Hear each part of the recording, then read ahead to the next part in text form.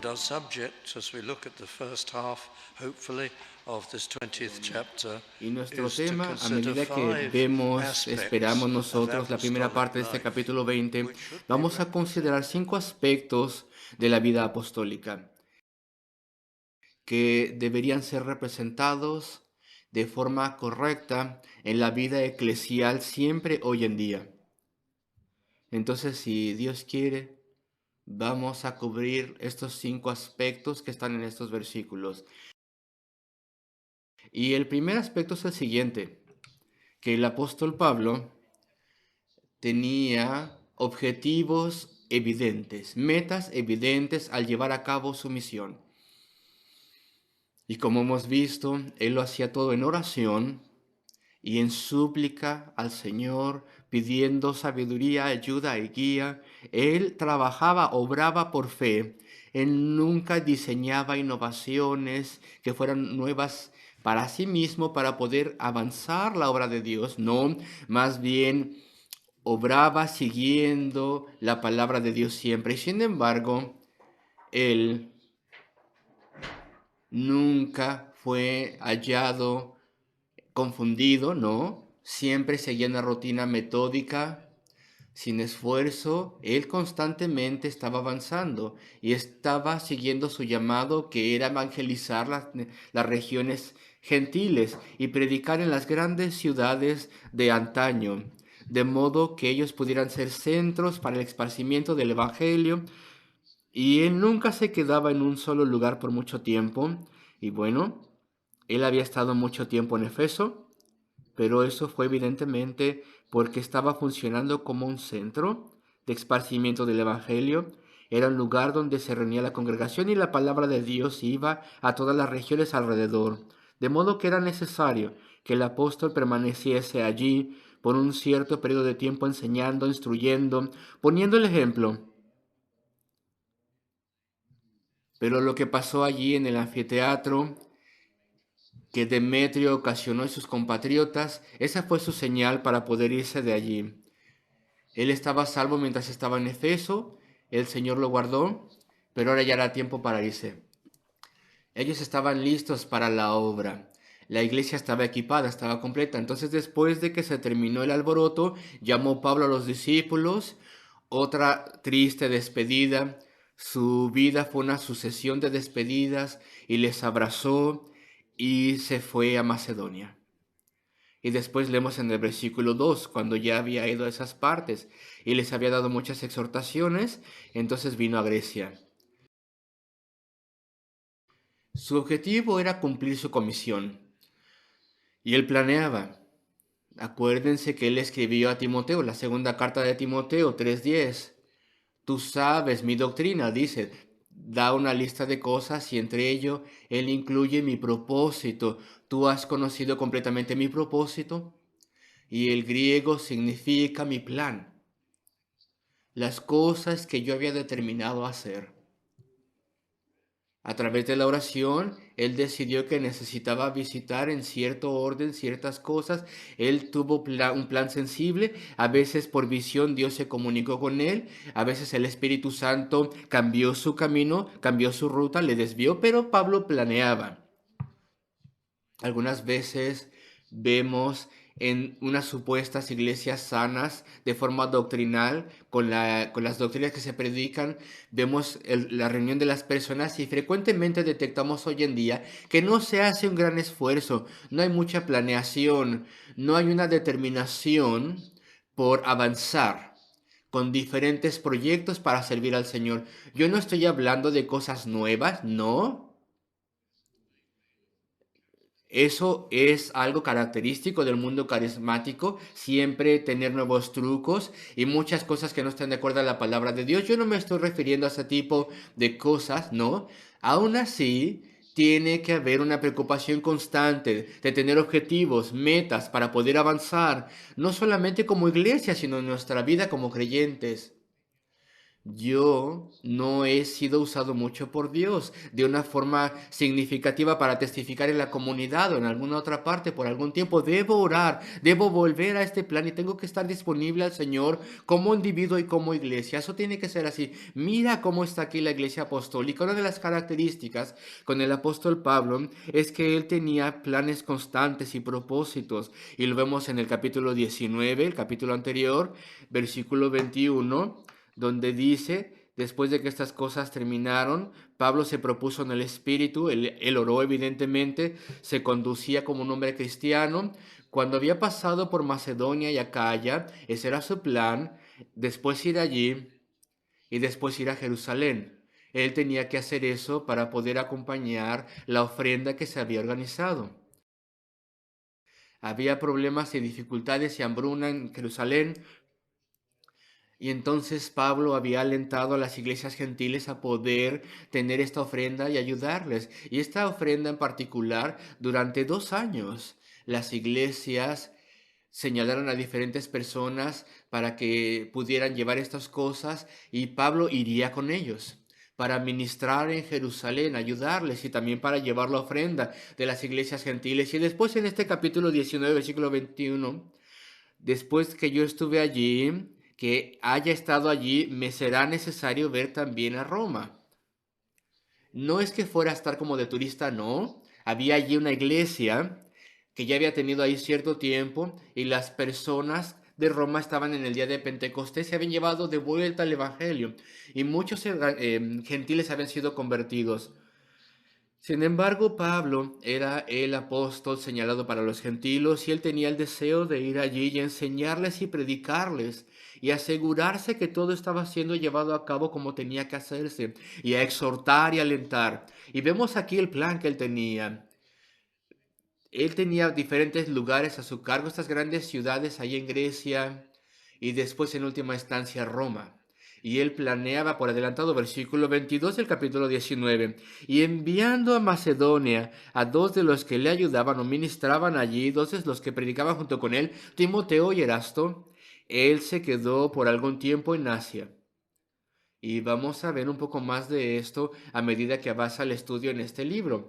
Y constantemente las personas eran enviadas aquí y allá, se estaba preparando el terreno para que el apóstol mismo pudiera ir. Y algunas veces él iba como un pionero y trabajaba desde el principio, desde cero, y otras veces enviaba personas por adelantado. Y todo esto es continuo. Hay mucho que meditar, hay mucho que se tiene que organizar. Así que lo menciono porque una de las características del ministerio apostólico era que había organización, objetivos.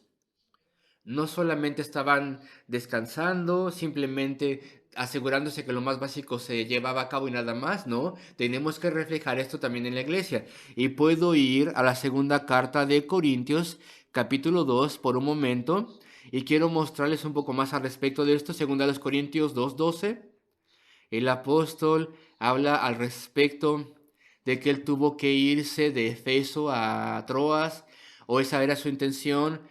Cuando llegué a Troas para predicar el Evangelio de Cristo, aunque se abrió puerta en el Señor, escuchen esto, versículo 13, no tuve reposo en mi espíritu por no haber hallado a mi hermano Tito. Así despidiéndome de ellos, no dice otras cosas, sino solamente esto, así despidiéndome de ellos partí para Macedonia. Él estaba siguiendo sus pasos, por así decirlo. Y él fue para poder encontrarse con Tito. Después, versículo 14, mas a Dios gracias, el cual nos lleva siempre en triunfo en Cristo. Eso fue en Efeso. Uno iba a ir aquí y después el apóstol a su debido tiempo llegaría allí y se encontrarían. Habría ya obra allí. El apóstol fortalecería sus manos, predicaría también. Y sí, y estoy viendo esto de los versículos que tenemos aquí, es un poquito de explicación, por así decirlo. El apóstol ahora va a Macedonia, pero él ya había determinado ciertas cosas y él predica e instruye a las personas y después avanza a Grecia. Hay movimiento constante, tiene objetivos constantes que están siendo cumplidos. Y vengo al versículo 2 del capítulo 20 y me hace pensar al respecto de una segunda característica que es la siguiente, una instrucción. Esa es una característica constante de la vida del apóstol. Cuando él había ido a esas partes, aquellas regiones, y les había exhortado. Esta palabra que dice aquí, exhortación, es una palabra muy hermosa y después vino a Grecia. Es una característica de su ministerio. Fue a Macedonia, las iglesias de Filipo y Tesalónica y Berea también, y otras que no se mencionan aquí, pero que sin lugar a dudas también se formaron, no solamente esas 3 ciudades. Y él les dio mucha exhortación. Es una palabra hermosísima. La exhortación es más amplio que simplemente instruir. He estado utilizando la palabra instruir. Instruir tal vez nos trae a la mente doctrina, práctica, cosas así. Sin embargo, la exhortación es mucho más elástica. Esta es la palabra bíblica que lo tenemos aquí en el contexto. Tiene un significado más amplio. Viene de la raíz de decirle que alguien se acerque para aconsejarle, también para regañarle o alentarle. Puede ser cualquier cosa así. Y esto nos recuerda de lo que intento mencionar de vez en cuando, las 4 áreas de la predicación. Evidentemente tenemos que predicar el Evangelio, el camino a la salvación, lo cual hacía el apóstol, llamar a las almas, razonar con almas. Después hay doctrina, también la enseñanza de la palabra de Dios. También se tiene que poner de forma metódica y predicarse de todas las partes de la Biblia, las grandes verdades de Dios y su carácter y sus planes y la caída del hombre y la promesa de Cristo y las profecías y la venida de Cristo y la redención de Cristo y la redención sustituta de Cristo en el Calvario, su resurrección, su reino en la gloria, que está a la diestra de Dios el Padre, todas las doctrinas de la fe que podamos enumerar, las doctrinas de la gracia, también estas cosas constantemente eran enseñadas, pero la exhortación va más allá que eso, es regaños también,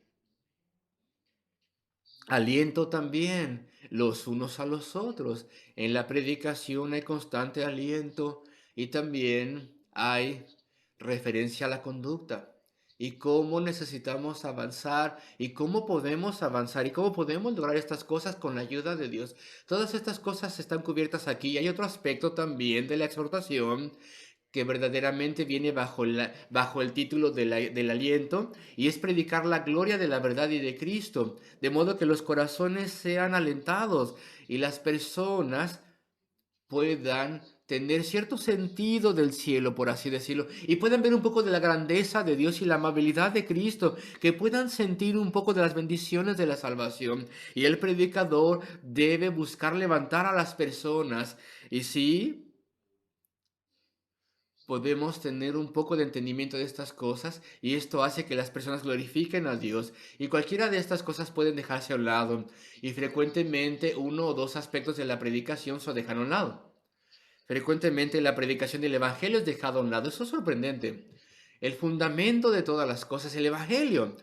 Y hay muchas iglesias buenas, con buenos creyentes, y no tienen nada de evangelismo, no tienen cultos evangelísticos, y el predicador casi nunca predica el Evangelio. Cosas sorprendentes. Hace muchos años nunca esto era así, pero hoy en día sí es así frecuentemente. Hay 4 áreas de la predicación, tienen que ser honrados, y el evangelismo es un área de estas cosas. Y después hay exhortación, donde la doctrina era el segundo que mencioné. Y hay personas hoy en día que son muy buenos al enseñar la doctrina. Y algunos de los predicadores en la radio y en el internet enseñan bien la doctrina, doctrina, doctrina, doctrina. Pero hay muy poca exhortación. Y podría decirse de algunos predicadores, y tal vez ellos son buenos predicadores y son buenos hombres, pero podría decirse de algunos predicadores que nunca van a señalar tu pecado, jamás. Jamás van a interferir contigo, ni te van a retar, ni te van a alentar en particular cuando estás atribulado. Todo es doctrina, doctrina, doctrina. No lidian con el corazón. Pero necesitamos intentar cubrir todas las cosas del Evangelio, las doctrinas que son preciadísimas, y exhortar también, la exhortación, cuando nos equivocamos, cómo podemos mejorar. Y después tiene que haber aliento también. Y después la predicación de Cristo para dar un poco de sentido de su grandeza y gloria y amabilidad y amor por nosotros y para levantar los corazones de las personas. El apóstol hacía todas estas cosas y lo leemos aquí en el versículo 2 de Hechos 20.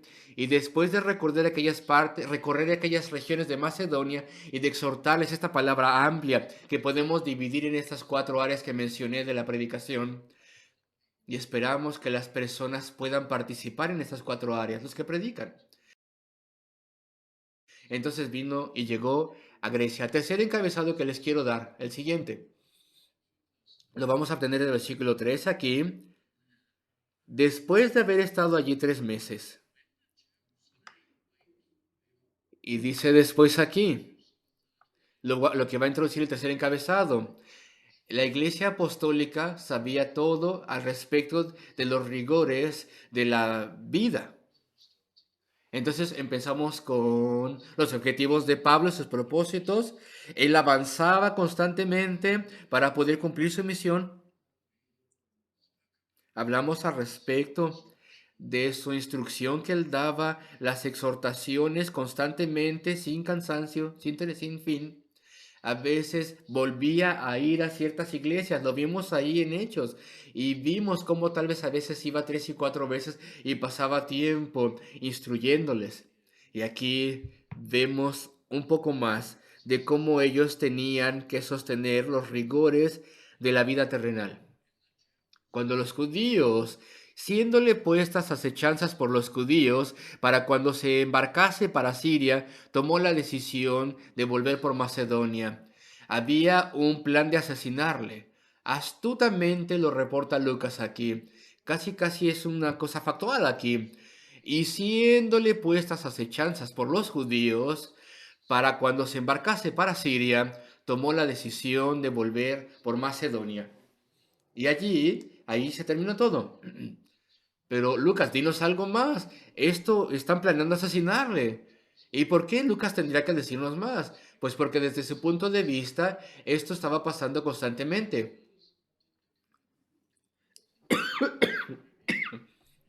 No pasó en Corintio, pasó en Efeso hasta el final, porque Pablo preservó al apóstol en especial en esos lugares porque así dijo que lo iba a hacer. Pero aparte de eso, constantemente pasaba planes para asesinarlo. Y el apóstol nos dice todo al respecto de esto en 2 Corintios capítulo 11, versículo 24. Ustedes conocen este pasaje, estoy seguro. De los judíos 5 veces he recibido 40 azotes menos uno. 39 azotes salvajes de estas golpizas a manos de los judíos. ¿Cuándo pasó todo esto? No sabemos. Sin embargo, aquí se nos dice que 3 veces he sido azotado con varas, una vez apedreado, 3 veces he padecido naufragio. No se nos dice respecto de todos los naufragios en Hechos. Una noche y un día he estado como náufrago en alta mar. Y el siguiente versículo, en caminos muchas veces, en peligros de ríos, peligros de ladrones, peligros de los de mi nación. Y Lucas lo menciona cuando los judíos estaban asediándole. Peligros de los de mi nación, peligros de los gentiles, peligros en la ciudad, peligros en el desierto, en el mar, entre falsos hermanos, en trabajo y fatiga, en muchos desvelos, en hambre y sed, en muchos ayunos, en frío y desnudez. Versículo 27 de 2 Corintios 11. Ahora el versículo 28. Y además de otras cosas, lo que sobre mí se agolpa cada día, la preocupación por todas las iglesias. El apóstol Pablo y los demás sabían todo al respecto de los rigores de la vida terrenal. ¿Y por qué? ¿Por qué? Estos son siervos del Dios de las maravillas. El apóstol, junto con los otros apóstoles, cuando el Espíritu Santo, los llevaba a hacerlo, sanaban e incluso levantaban a los muertos. Eso era una obra del Espíritu Santo. Eso era una autentificación apostólica específica. Eso pertenecía al periodo de la inspiración de la Escritura. A ellos que iban a escribir la Escritura, los apóstoles en particular, y también a Cristo, quien era el Hijo de Dios. Y ellos podían hacer estas cosas. Y entonces, ¿por qué sí podían hacerlo? Porque tenían que sufrir Enfermedad, problemas, tribulaciones, intentos de asesinato y todo tipo de cosas. ¿Por qué lo tenían que sufrir? Recuerden cómo se tenían que despedir tristemente los apóstoles. Predicaban en un lugar durante tiempo, algunas veces más de varios meses, y después tenían que partir. Personas que habían sido salvas a través de sus ministerios, hablando humanamente, hablando, personas que les amaban, tenían que ver que partían y había tribulaciones y hostilidad. Y eso era conmovedor. Después había la preocupación al respecto de Tito, que ya mencioné. Él llegaría a cierto lugar y había otro predicador que faltaba, no habían completado el camino. ¿Qué es lo que le había pasado? ¿Había sido lastimado tal vez? ¿Algo le habían hecho? Tal vez habría gran preocupación en su corazón de Pablo por sus obreros que trabajaban con él, sus hermanos. ¿Por qué entonces tenían que sufrir los rigores de la vida terrenal de esta forma? Vemos parte de la respuesta allí. Una razón, pues porque el Señor pone a sus siervos y a todos los creyentes a través de los rigores de la vida terrenal. Una razón es para que podamos apreciar mucho más la escala de las bendiciones, el tamaño de las bendiciones. Por ejemplo, aquí en 2 Corintios el apóstol se goza en decir cuán grande era para él cuando por fin él y Tito se encontraron. Cuán importante era para él, no sabemos dónde y cuándo. Es extraordinario que, que ellos se encontrasen, aunque no sabían dónde estaban. Sin embargo, Dios los trajo, los unió y el alivio fue muy grande. Y fue evidentemente por el poder divino que esto se hizo y la soberanía de Dios, por eso se encontraron. Y todo tuvieron gran alivio y todo se terminó. Queridos amigos, el tamaño de la bendición es evidente cuando conocemos los rigores y las dificultades. Y somos forzados a orar y tenemos respuestas a nuestras oraciones. Y es hermoso y levanta nuestras almas.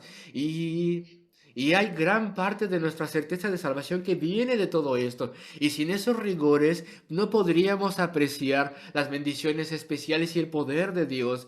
Y estos rigores, desde luego, nos destetan del mundo, nos apartan del mundo, nos dan compasión por otros también. Porque no somos inmunes de estas cosas. Hay inmensas dificultades y hostilidades y oposición y todo tipo de fuerzas en contra de nosotros. Y esto nos dice cuál es el carácter de Satanás y la naturaleza de este mundo y la hostilidad en contra de Dios, cómo es. Y entonces nos afirma en nuestra convicción de que la única solución es la redención. Y después que el apóstol sufriera estas cosas, esto mostró a las personas la verdad de ese gran denunciado. Tenemos este tesoro. No admiremos a los predicadores, queridos amigos, los siervos. La naturaleza humana tiende a admirar a los predicadores demasiado. No hagan eso, no, porque ellos son solamente personas, débiles humanos. Vean al apóstol Pablo en su necesidad y sufrimiento. Él no tenía ningunos poderes especiales en sí mismo. Él era un hombre enfermo, un hombre anciano. Él tenía gran fatiga y diferentes dificultades. Era un mero ser humano. Y bueno, ¿cómo es que todas estas iglesias se formaron? Y tantas personas fueron convertidas. Y cosas tan maravillosas tomaron lugar. Y tantas liberaciones y provisiones. Bueno, es obvio. Obviamente, evidentemente, por completo es el poder de Dios.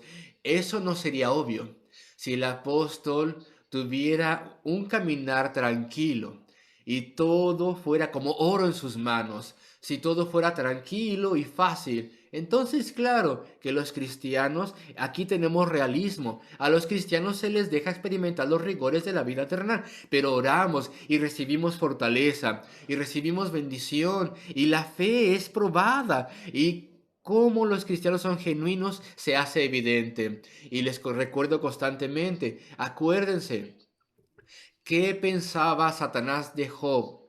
Decía Satanás en efecto a Dios, Job no te adora por nada, él solamente te adora por lo que le das. y la prosperidad que tú le envías y los beneficios que tú derramas sobre él. Y entonces Job, a él se le permitió atravesar tiempos de privación y sufrimiento, y a pesar de que dijo cosas muy indignas, él jamás se apartó de Dios, su fe jamás se tambaleó en ese sentido. Él se aferró al Señor y creyó en él. Y Satanás fue probado que él estaba mal y se probó que Dios estaba en lo cierto. Cuando una persona tiene una obra de Dios en su corazón, es algo genuino. La conversión es verdadera. Nunca se aparta de Dios a pesar de las cosas terribles que tenga que atravesar. Y esa es una de las razones por la cual los creyentes todavía son dejados a que atraviesen los rigores de la vida terrenal, de modo que pueda ser probado que su fe es genuina y verdadera. Nunca pierden su amor por Dios, ni dejan de aferrarse de Dios, ni dejan de confiar en Él. Estas son algunas de las razones por las cuales los rigores de la vida son dejados allí a los cristianos. Y lo vemos aquí, y además lo vemos más y más a medida que avanza el pasaje. Debemos atravesar los rigores de la vida terrenal. Mira el orden de Dios en las iglesias. Vemos un poquito de esto aquí. No puedo lidiar con esto. Estoy tardando mucho tiempo en otros puntos, pero quiero señalarles a ustedes que hay orden en las iglesias. Y tal vez puedo ir al versículo 6 y salimos de Filipo después de los días de panes sin levadura y venimos a Troas en 5 días, donde nos quedamos 7 días. Y después del primer día de la semana, ese es el día de reposo. No estamos hablando del sábado judío, no, estamos hablando del primer día de la semana. Ese es el nuevo día de adoración de la iglesia del Nuevo Testamento, el día de la resurrección de Cristo. Y todas las iglesias de los gentiles también se reunían, lo vemos en otra parte, y cuando los discípulos se reunieron a partir el pan. No necesariamente significa que tenían la cena del Señor cada semana, pero este era el día en el que siempre se reunían, el primer día de la semana.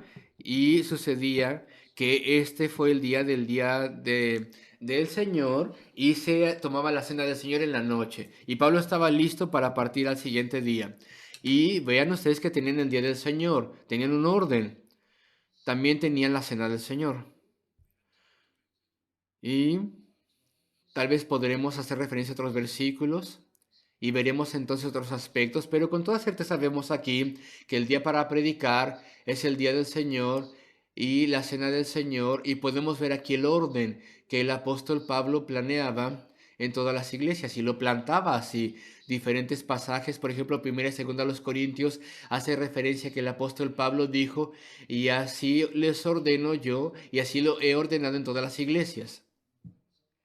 Había un modelo, un patrón, un orden de Dios instaurado en las iglesias.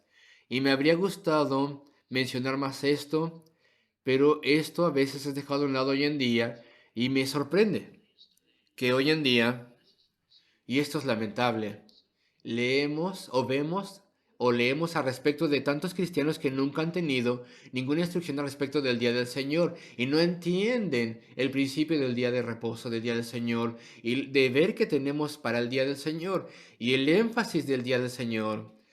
Y nosotros no vamos de compras el día del Señor, ni tampoco vemos la televisión y cosas así en el día del Señor. No tenemos que hacer eso.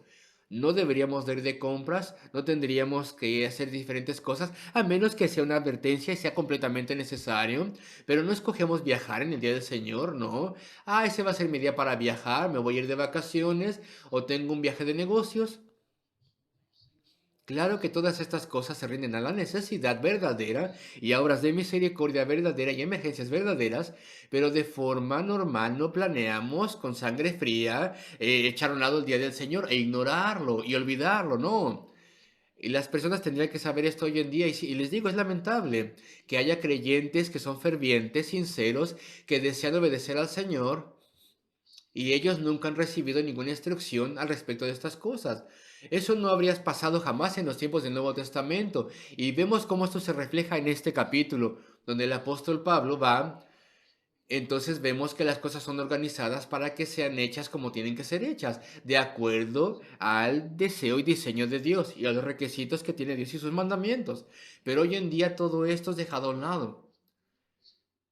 Hay algunas partes del mundo donde la instrucción es tan mala que los cristianos adoran en la mañana y van a casa, y estos son creyentes verdaderos que han tenido salvación, a quienes honramos y reconocemos, pero tienen tan pobre instrucción que piensan que el resto del día del Señor es para ellos.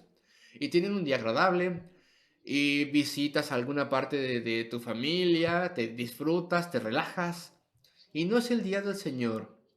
Una vez que sales de la iglesia, después de las 12:30 se termina, se acabó. Eso es muy lamentable.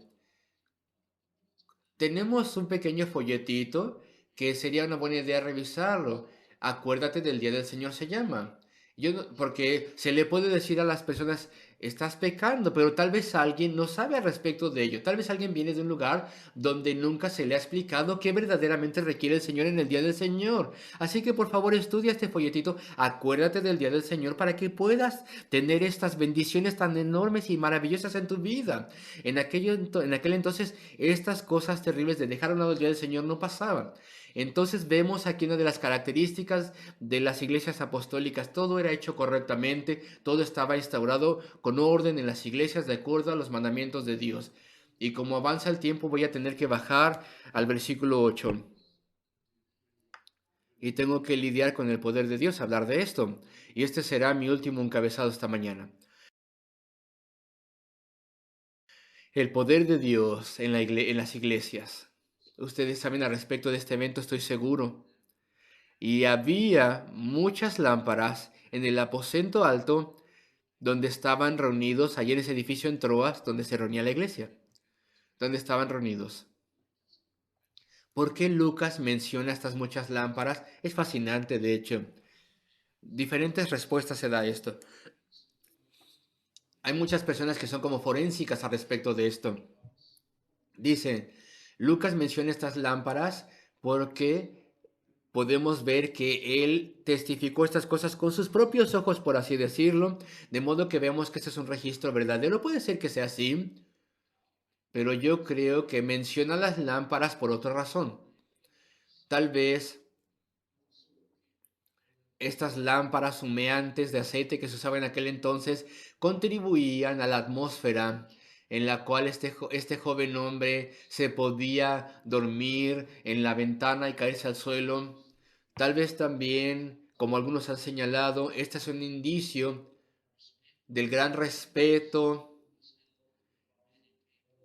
que tenían las personas por el apóstol. Muchas personas traían lámparas y eso era muy caro. Muchos de ellos eran esclavos y traían estas lámparas para poder iluminar ese cuarto. Y esa era tu propia luz en aquel entonces, tu propia lamparita, antes de que hubiera electricidad y otros medios de alumbramiento público.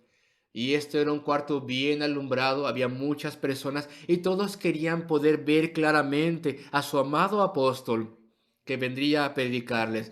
Había muchas lámparas en el aposento alto donde estaban reunidos, versículo 9, y un joven llamado Eutico que estaba sentado en la ventana. Una ventana no era un lugar cómodo para sentarse, se necesitaba alguien que fuera atlético para poderse meter allí, en ese lugar, angosto que era una ventana. Evidentemente no había vidrio, no había cristal en la ventana, estaba abierto para que pudiera entrar el aire. Y Eutico quedó en un profundo sueño, pero él estaba firmemente allí en el marco de la ventana. A medida que Pablo disertaba largamente, una predicación larga, y las personas querían que él predicase por mucho tiempo, él era un apóstol. Y lo que él estaba predicando era doctrina, doctrina que estaba siendo revelada. Y Eutico cayó más y más en un sueño profundo y se cayó del tercer piso. Y claro que no se contaban los niveles como nosotros, la planta baja, primer piso, segundo piso. Para ellos el primer piso era justo cuando entras en el edificio. Así que para nosotros aquí en Inglaterra diríamos que era el segundo nivel. tal vez cayó de una forma muy terrible y fue levantado muerto. Ahora bien, muchas personas dicen, no estaba muerto, estaba inconsciente o herido. Sin embargo, Lucas era un doctor y dice que estaba muerto. Él no nos dice esto, él es el escritor del libro de los Hechos, pero yo creo que hay poca duda de que como que había un doctor allí en la casa, él fue el primero que llegó a visitarlo, a revisar cómo estaba. Fue el primero que salió a revisarlo. Tal vez fue uno de los primeros que vino aquí a Eutico para revisarlo. Él sabía que estaba muerto. Lucas sabía que estaba muerto Eutico. Y si Lucas, el médico, decía que estaba muerto, ¿por qué entonces no se dice aquí que Lucas vino corriendo? Pues porque Lucas nunca llamaba atención a sí mismo. Por eso no se menciona aquí que él corriera para afuera. Y en el versículo 6 de este capítulo se menciona un nosotros. Así se introduce Lucas a sí mismo, diciendo nosotros. Él tal vez había estado predicando en Filipos y tal vez en Troas también había estado lejos de Pablo como por 5 años, pero se reúne con Pablo después de 5 años. Tal vez había otras reuniones, pero no se nos dice respecto de ellas en otra parte. Y él se introduce a sí mismo como nosotros. Estos, habiéndose adelantado, ahí está el nosotros tácitamente, nos esperaron aquí a nosotros en Troas. Y Lucas, con su deferencia característica, no nos dice qué es lo que él estaba haciendo como médico, pero creo que es muy probable que él fue el primero que descendió a ver a Eutico, y entonces por eso sabemos que él estaba muerto.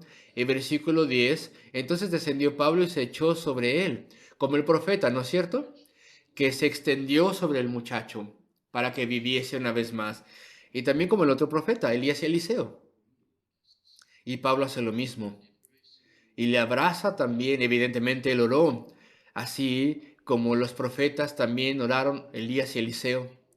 Y le abraza y dice, no a Eutico, sino a la multitud que estaban ahí reunidos, no os alarméis, no tengáis ansiedad, no estéis alarmados, versículo 10 del capítulo 20 de Hechos, pues está vivo, que su alma está en él, dice la Biblia de las Américas, y hubo tan grande gozo, el poder de Dios, fue tan triste uno de los jóvenes, quien había tenido fervor para poder escuchar al apóstol, se había encontrado con tan terrible accidente, versículo 11, después de haber subido y partido el pan y comido, habló largamente hasta el alma, y así salió, y así salió, y así salió. Y se reagruparon, y el apóstol y sus compañeros 7 en total, que se menciona en el versículo 4, que llevaban la ofrenda, comieron, y él enseñó, y a medida que hablaba, creo que también respondía a preguntas. Creo que respondía a las preguntas y les dio instrucciones. Tal vez muchas de las personas, los esclavos que tenían cosas por hacer, ya se habían ido a casa, y había este grupo hasta el alba. Y al siguiente día salió. Y es interesante ver que aquí dice que caminó hasta el siguiente lugar. Esto nos es útil a medida que terminamos. Versículo 13. Nosotros, adelantándonos a embarcarnos, navegamos a Asón, pero Pablo no. Ellos querían tomar a Pablo, que él fuese en el barco para la siguiente parte del camino, ya que así lo había determinado, queriendo él ir por tierra. ¿Y cómo es que Pablo iba a llegar ahí? Iba a caminar a través del camino romano, hacia el sur, a través de la costa o a lo largo de la costa, y después de 2/3 del camino, eran como 40, 45 kilómetros más o menos caminando. Él después iría hacia el este y seguiría una vez más por la costa, y le tomaría 2 días llegar ahí, por lo menos. Y entonces él iría solo. Y había dado instrucciones para que fuesen por mar y les encontraría allá. ¿Y por qué había hecho eso? Queridos amigos, Esto crea mucha conversación, mucha discusión. ¿Por qué el apóstol Pablo había decidido ir a pie? Creo que la mejor respuesta es porque quería reflexionar, quería estar solo. Si hubiera ido por mar, habría habido preguntas, conversaciones con los que viajaban con él, las primeras 4 personas, Aristarco también, Timoteo y otros, Tíquico y Trófimo. Estos predicadores tendrían una hermosa comunión. Y bueno, él tuvo un periodo de protección divina en Efeso, como había tenido antes en Corinto, sin que nadie lo molestara. Él no había sido molestado a través de Macedonia, ni tampoco en Filipo, ni en Troas. Él sabía que todo eso se iba a terminar. Cristo le había revelado cuando se le apareció a él que sería un hombre de sufrimiento, y a donde quiera que él fuera habría problemas y dificultades. Él sabía que tendría problemas en prisión, él iría a Jerusalén y tal vez allí esto surgiría. Él tenía comunicados especiales de Dios de que todo estaría bien en Corinto, pero no tuvo estas comunicaciones especiales ahora. El apóstol Pablo sabía, ya sea que Dios se lo había dicho o él obtuvo esa conclusión, él sabía que este periodo de predicación pacífica se había terminado. Ahora voy a sufrir, ahora va a haber grandes problemas, ahora va a haber mucho antagonismo, gran oposición. Y las profecías que fueron hechas al respecto de él iban a ser cumplidas. Es un caminar largo para reflexionar. Todas esas millas de autoexaminación, de pensar, de oración, meditación, de dedicarse a Dios, y eso es lo que era. Era un caminar para reflexionar, acción de gracia, sumisión y oración. ¿Nosotros alguna vez hemos hecho algo así? El apóstol parece que lo hacía de vez en cuando. No es la única ocasión en la cual camina, cuando todos los demás van por mar. Él nunca actúa de ciertas formas erróneas. Pablo no es un hombre que solamente haga los deberes básicos. Él siempre estaba avanzando y de vez en cuando parece que tenía un periodo de reflexión, 2 días solo en el camino. ¿Puedes imaginártelo tú? Lo que los otros dijeron, sí, pero tú podrías ser retrasado. Tal vez ellos ya saben, tus enemigos tal vez saben que vas a estar en ese camino tú solo, pero él igualmente lo tomó, porque él tenía que reflexionar, tenía que ir solo. De vez en cuando en la vida te detienes y dices, voy a pasar un tiempo solo un día o así, voy a reflexionar, me va a doler porque voy a recordar cosas de lo cual tendría que haberme arrepentido o de lo cual me he arrepentido y voy a meditar cosas las cuales tengo que dejar a un lado. Tengo que meditar respecto de cosas que tendría que haber hecho y no lo he hecho. Así que me va a doler. Pero también será un tiempo muy feliz porque me arrepentiré de estas cosas. Y entonces buscaré la ayuda de Dios y tendré comunión con Él. Y me rededicaré por completo una vez más y oraré por nueva energía y nueva guía para poder avanzar. El apóstol Pablo necesitaba hacer eso.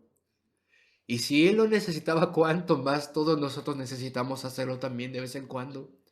Un tiempo de reflexión y rededicación. Ya se acabó nuestro tiempo. Vimos los objetivos y las metas que el apóstol tenía y practicaba. Vimos también sus instrucciones constantes y que visitaba y volvía a visitar e instruía en todo lugar. También vimos todas las áreas de la predicación, de la instrucción. Consideramos también que él tenía que sufrir los rigores de la vida terrenal. Miramos brevemente el orden de Dios en las iglesias, que las iglesias deben implementar voluntariamente en todo el lugar.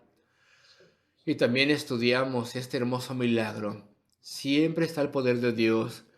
No es como ciertos milagros de sanación.